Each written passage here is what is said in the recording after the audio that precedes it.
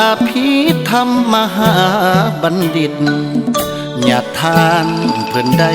อุทิศชีวิตในของศาสนายึดถือเส้นทางธรรมบำเพ็ญกุศลหล่อหลอมกายาอาจารย์ใหญ่ไพโกศรัทธา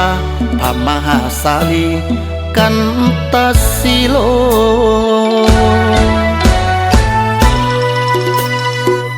เผยแผ่ศีลธรรมวิปัสสนากรรมฐานเพิ่นได้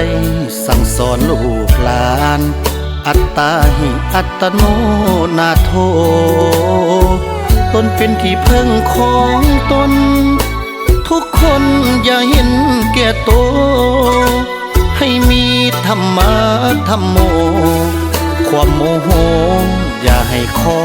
บครองใจพระอาจารย์ใหญ่มหาสาลีกันตสิโลญาทานบอกเคยถือโตดำลงชีวิตอยู่แบบเรียบง่ายปฏิบัติศีลธรรมกรรมฐานแตกสารเข้าใจ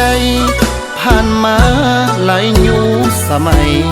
ผู้คนเลื่อมใสกราบไหว้บูชา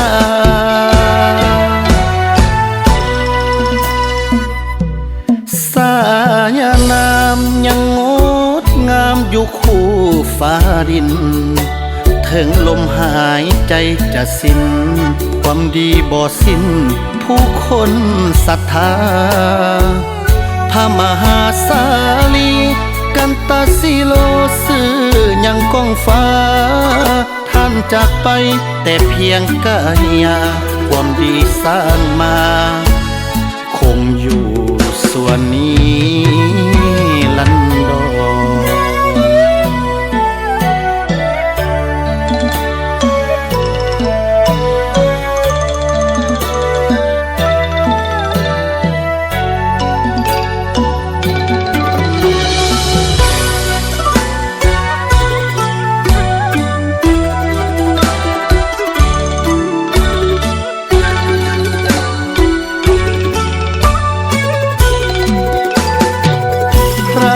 อาจารย์ใหญ่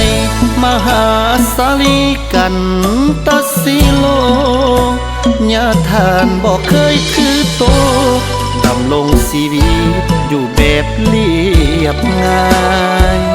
ปฏิบัติศีลธรรมกรรมฐานแตกสารเข้าใจผ่านมาหลายยุคสมัยผู้คนเลื่อมใสกราบไหว้บูชา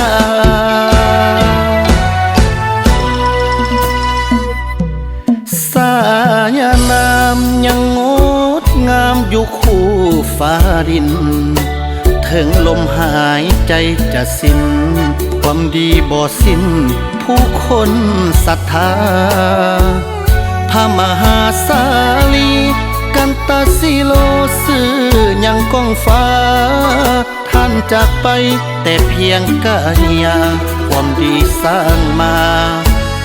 คงอยู่ส่วนนี้